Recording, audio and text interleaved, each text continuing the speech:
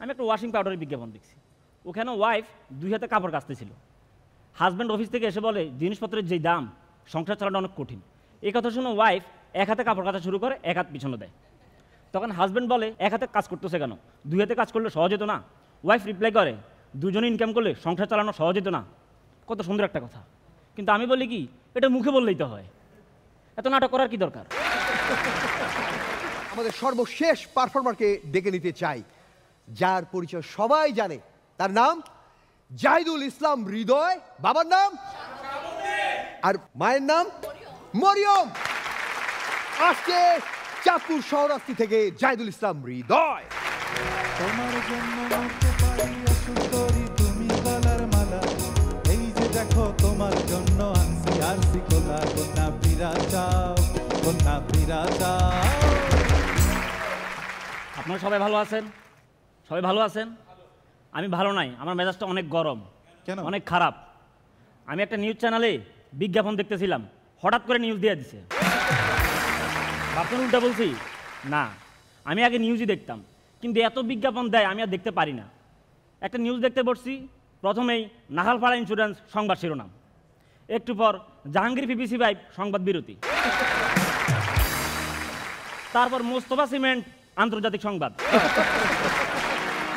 Shah Alam rod খেলার সংবাদ, খেলার আগে বিজ্ঞাপন, পরে খবরের আগে বিজ্ঞাপন, পরে বিজ্ঞাপন, মাঝখানে বিজ্ঞাপন, বিজ্ঞাপন বিরতির পর বিজ্ঞাপন, 10 মিনিট ধরে বিজ্ঞাপন দিয়ে তারপর উপস্থাপক আসছে, এসে বলতেছে আপনারা দেখছেন রাত 8টার সংবাদ, তারপর আরেকটা বিজ্ঞাপন, দেলোয়ার ওয়ার্ড্রপ, গুছিয়ে দেয় আপনার কাপড়।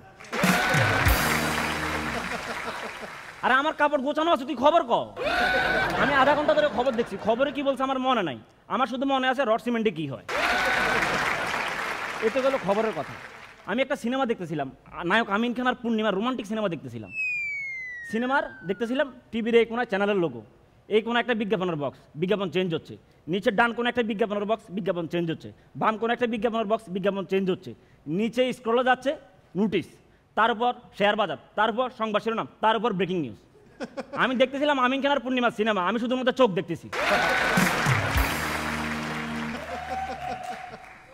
আর কি করে, হঠাৎ করে একটা বিজ্ঞাপন পপ আপ হয়ে আসে চলে যায়, আরেকটা বিজ্ঞাপন পপ আপ হয়ে আসে চলে যায়, এল সিস্টেমে ছোট করে দেয়, বড় করে দেয়। আমি দেখতেছিলাম আমার টিভিতে সিনেমা, মনে হচ্ছে আমার টিভিতে কেউ ভিডিও গেম খেলতেছে। এক পর্যায়ে সিনেমা আমিন খান আর পূর্ণিমা মুখোমুখি, খুব রোমান্টিক একটা সিন, দুজনেই খুব মুখোমুখি। এমন সময় ব্রেকিং নিউজ, টাঙ্গাইলে মুখোমুখি সংঘর্ষে 7 জন নিহত। দেখেন, আমি মুখোমুখি সংঘর্ষ চাইছিলাম, কিন্তু টাঙ্গাইলে না। এসব কারণে আমি খুবই বিরক্ত, আমার মেজাজ খারাপ হয়ে গেছে, আমি হতাশ হয়ে গেছি, খুব হতাশ হয়ে গেছি। এরপর আমি মোটিভেশনাল স্পিকার সোলোম্যান খোকনের ভিডিও দেখছি। সোলোম্যান খোকন। তারপর আমি আমার দৃষ্টিভঙ্গি পরিবর্তন করছি, এখন আমি বিজ্ঞাপন দেখতে বসি, এখন নিউজ সিনেমা দেখলে আমার মেজ গরম হয়ে যায়। আমার কাছে এক একটা সিনেমা, এক একটা বিজ্ঞাপন, এক একটা সিনেমা। এখন আমি প্রতিটা বিজ্ঞাপন রিভিউ করি। আমি সিম কোম্পানির বিজ্ঞাপন দেখছি, ওখানে দেখলাম যে ওইখানে 7-8টা পোলাপাইন থাকে, এদেরকে দেখতে ক্লাস 7-8-এর পোলাপাইনের মতো। এদের কি গাড়ি আছে, গিটার আছে, এরা শুধু ট্যুরে যায়। এদেরকে 19-20 হলে এরা শুধু ট্যুরে চলে যায় বান্দরবান পাহাড়ে। আমি বুঝি না এরা তো টাকা পাই কই, ওই বয়সে আমার সাইকেলের লিক সারিতে আমি শেষ। আর এদের গাড়ি আছে, গিটার আছে, এরা শুধু ট্যুরে যায়। এক পর্যায়ে ওরা বান্দরবান পাহাড়ের উপর বসে খেলা দেখা শুরু করে, বাংলাদেশের খেলা। নেটওয়ার্ক থাকে না, তখন এরা একটা নতুন সিম অ্যাড করে, তখন এরা বাংলাদেশে খেলা দেখা শুরু করে, লাফায়। ঠিক আছে, কিন্তু আমার কথা হইলো, তুই যদি পাহাড়ে গিয়ে খেলাই দেখবি, তুই পাহাড়ে গেলি কেন?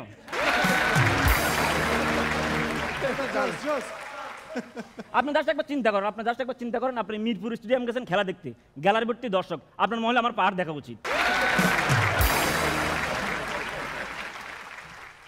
আমি একটা ওয়াশিং পাউডারের বিজ্ঞাপন দেখছি, ওখানে ওয়াইফ 2 হাতে কাপড় কাচতেছিল।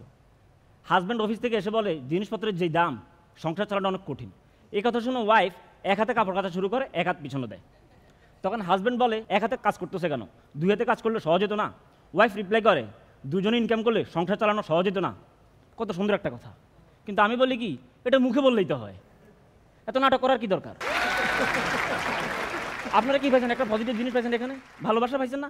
আমি পাই নাই, আমি পাইছি কমিউনিকেশন গ্যাপ, টক্সিক রিলেশনশিপ, দাম্পত্য কলহ।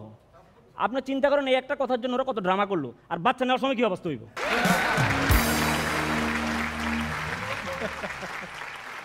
আমি একটা পানির ফিল্টারের বিজ্ঞাপন দেখছি, বলতেছে ব্যবহার করুন আমাদের পানির ফিল্টার, দিবে আপনাকে শতভাগ নিরাপদ পানি, সরকারের প্রতিষ্ঠান দ্বারা পরীক্ষিত। এখন এটা শোনার পর আমি কনফিউজড, এটা কি প্রমোশন ছিল না ওয়ার্নিং? আমার বন্ধু সরকারের প্রতিষ্ঠান দ্বারা পরীক্ষিত ড্রাইভিং লাইসেন্স পাইছে, এখন আমার কল দিয়ে বলতেছে মামা আমি তো ড্রাইভিং লাইসেন্স পাইয়া গেছি, এখন ড্রাইভিং শিখতে হবে।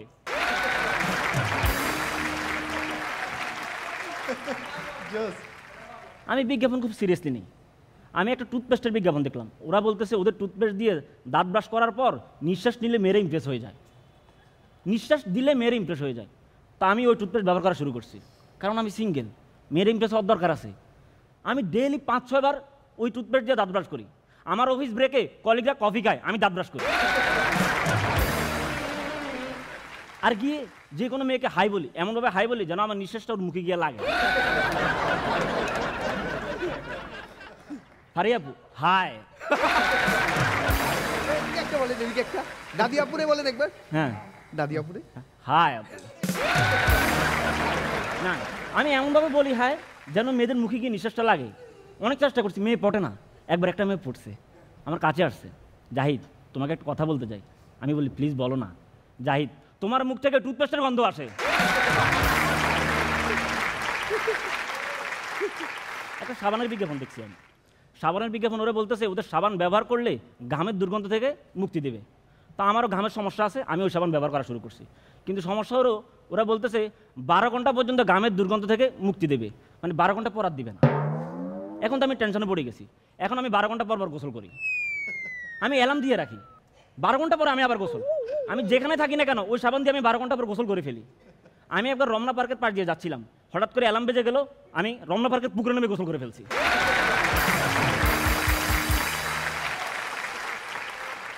আজকে আমার অ্যালার্ম এখানে বেজে গেছে এনটিভি স্টুডিওতে, গোসল তো করতে হবে। তো আমি কি করবো, এনটিভির ওয়াশরুমে গিয়ে আমি গোসল করে ফেলছি। কিন্তু এনটিভির ওয়াশরুমে গোসল করার সিস্টেম নাই, তো আমি টয়লেটের স্প্রে দিয়ে গোসল করে ফেলছি। এই যে সাবান আমার পকেটে, আমি সাবান নিয়ে ঘুরছি।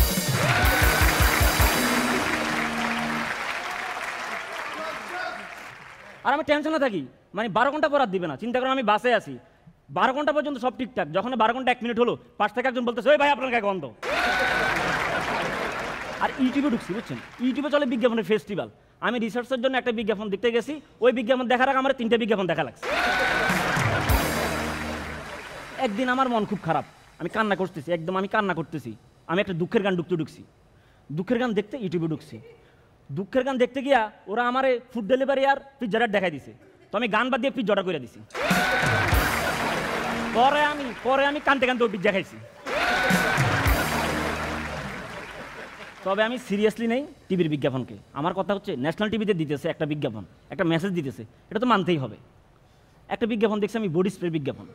সেখানে একটা মেয়ে বাসে একটা সিট ফাঁকা রেখে সে বসে আছে, আর বাসের বেশিরভাগ সিটগুলি ফাঁকা। প্রথমে আমার কাছে মনে হয়েছে এই বিজ্ঞাপনটা সায়েন্স ফিকশন, কারণ বাস্তবে এটা সম্ভব না। তো মেয়েটা বসে আছে, একটা ছেলে এসে বসতে চাইলো, ও বললো অন্যদিকে খালি আছে, ওখানে গিয়ে বসেন। ঠিক আছে, আরেকটা ছেলে এই বডি স্প্রে মেরে আসছে, তো এসে মেয়ের কাছে বসতে চাইলো, এক্সকিউজ মি আমি কি আমার ব্যাগটা রাখতে পারি? মেয়েটাকে বডি স্প্রে স্মেল নিল, শুধু ব্যাগ না, চাইলে আপনাকেও রাখতে পারেন। কত সুন্দর একটা মেসেজ, হ্যাঁ, কত পজিটিভ একটা মেসেজ। এখন আমি তো সিরিয়াসলি নিছি, আমি এখন ওই বডি স্প্রে ব্যবহার করি না, বাট ওই বডি স্প্রে আমি এখন খাই প্রতিদিন। আমার টপ টু বটম আমি ওই বডি স্প্রে মেরে বাসে নিজের টাকা দিয়ে 2 সিট রেখে 1 সিট ফাঁকা রেখে বসি। কোনো মেয়ে এসে আমার কাছে বসতে চাইবে। একদিন একটা মেয়ে আসছে, খুব সুন্দরী একটা মেয়ে আসছে, ওর সাথে 2টা বাচ্চা ছিল, আমার পাশে এসে বসছে। ঠিক আছে, একটু পরে বলে ভাইয়া আমার একটা বাচ্চাকে কোলে নিতে পারবেন? আমি বললাম শুধু বাচ্চা না, চাইলে আপনাকেও কোলে নিতে পারবো। আরেকটা বিজ্ঞাপন আমি দেখছি ডিশ ওয়াশিং বারের, সেখানে একটা মেয়ে খালামণির কাছে আসে, ডিশ ওয়াশিং বার কীভাবে পরিষ্কার করবে সেটা জানতে চায়। তো খালামণি বলে এভাবে এভাবে ডিশ ওয়াশ করবা, ঠিক আছে। কিন্তু এরপরে কী করে, খালামণি মার্শাল আর্ট শেখানো শুরু করে। মার্শাল আর্ট মানে মার্শাল আর্ট দিয়ে কে মারামারি করে? বাংলাদেশে কেউ রাস্তাঘাটে মার্শাল আর্ট দিয়ে মারামারি করে না, বাংলাদেশে মার্শাল আর্ট চলে না, বাংলাদেশ চলে মার্শাল আর্টে। বাংলাদেশে যখন পুরুষ পুরুষ লাগে তখন সবার আগে আমার ঘুষি, নাক চোখ ফাটায় ফেলে। আমি কিছুদিন আগে একটা ভিডিও দেখছি, মেট্রো রেলে একজন আরেকজনকে কামড় দিছে। হ্যাঁ, আর যখন মেয়ে মেয়ে লাগে তখন সবার আগে ধরো চুল, সব কিছু ছাড়লেও চুল ছাড়ে না। আর যখন একটা মেয়ে ছেলেকে মারে তখন সবার আগে আমার চড়, আমারও মারছিল, কারণ আমি ওই মেয়েটাকে বলছিলাম আপনি চাইলে আমার কোলে বসতে পারেন।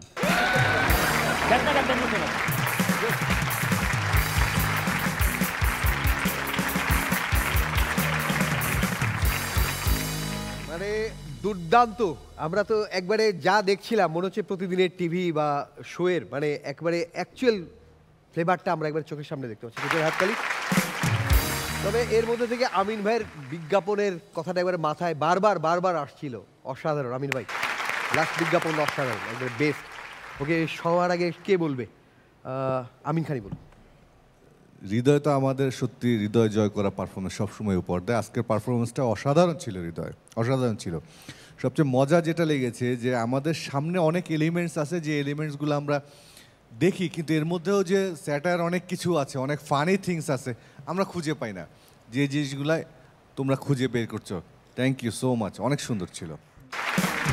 আচ্ছা, আরেকটা জিনিস আমি খেয়াল করেছি যে এমনি আপনি টিভি দেখতে বসছেন, অন্যরকম বিজ্ঞাপন যেই পরিবার নিয়ে দেখছেন, বিশেষ করে বাবা মা এরকম, তারপর এমন এমন বিজ্ঞাপন আসে যে একটু বিব্রতকর অবস্থায় পড়তে হয়। ওকে, এবার হৃদয় ভালো ছিল। ওকে, বেস্ট অফ লাক। প্রথম থেকে একটুখানি স্লো হয়েছিল পাঞ্চগুলো, পরেরটা আমি নিঃশ্বাস নেওয়ার সময় পাচ্ছিলাম না, আপনি একটার পর একটা দিচ্ছিলেন। Very good performance. Tushar Khan. শুরুটা একটু আমার কাছে একটু অগোছালো লাগছে, কিন্তু তারপরে তুমি হৃদয় তুমি তোমার জায়গায় চলে গেছো, খুব ভালো ছিল।